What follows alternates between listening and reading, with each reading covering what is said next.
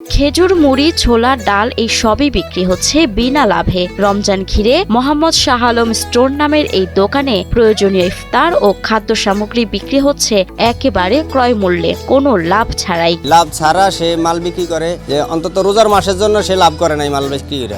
রমজান এলেই নিত্যপণ্যের দামে বাড়তি চাপ পড়ে সাধারণ মানুষের ওপর। এমন সময়ে ব্যতিক্রমী উদ্যোগ নিয়ে এগিয়ে এসেছেন চাঁদপুরের ফরিদগঞ্জ পৌরসভার চরকুমিরা গ্রামের ব্যবসায়ী শাহ আলম। চলতি রমজানে কেনা দামে পণ্য বিক্রি করছেন এই দোকানি। রমজান মাস উপলক্ষে 1 মাস ক্রয় মূল্য মাল বিক্রি করা আরম্ভ করলাম। ওইটা মোটামুটি অনেক সারা পাইছি। আগের তুলনায় এখন সেল অনেক বেশি। মোটামুটি আলহামদুলিল্লাহ এ পর্যন্ত 15-20 লক্ষ টাকা মাল বিক্রি করছি। চাঁদপুরের ফরিদগঞ্জ পৌর এলাকার চরকুমিরা তালতলা মার্কেটে অবস্থিত ব্যবসা প্রতিষ্ঠান মোহাম্মদ শাহ আলম স্টোর বছরের অন্যান্য সময় স্বাভাবিক নিয়মে ব্যবসা পরিচালনা করলেও রমজান এলেই বদলে যায় দৃশ্যপট। রোজাদারদের কথা চিন্তা করে 1 থেকে 1.5 মাস বিশেষ ব্যবস্থায় পণ্য বিক্রি করেন তিনি। বছরের 12 মাস 11 মাস ব্যবসা করে, 1 মাস ব্যবসা করে না। আমিও চিন্তা করছি 1 মাস ব্যবসা করবো না। কয়েক বছর আগে তিনি ক্রয় মূল্যের সঙ্গে মাত্র 1 টাকা লাভ যোগ করে পণ্য বিক্রি করতেন। তবে গত 2 বছর ধরে সম্পূর্ণ ক্রয় মূল্যেই পণ্য বিক্রি করে আসছেন তিনি। এমনকি আগের চেয়ে বেচাকেনাও বেড়েছে অনেক গুণে। বিগত 5-7 বছর ধরে এই কাজটা করতেছে।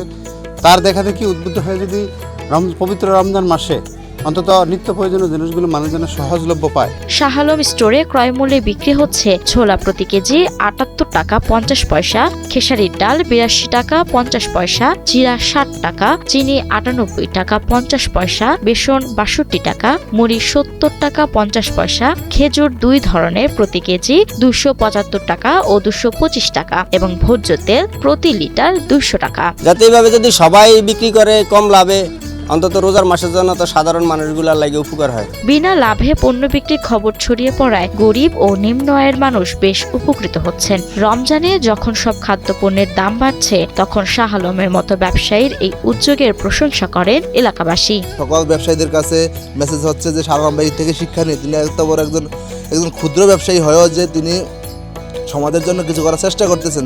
যারা বড় ব্যবসায়ী আছে, যারা সিন্ডিকেট আছে, তারাও ওনার থেকে শিক্ষা নিয়ে যাতে ভবিষ্যতে তারাও ভালো কিছু করে, মানবিকতার কাজ করে, এই আশা ব্যক্ত করতেছি।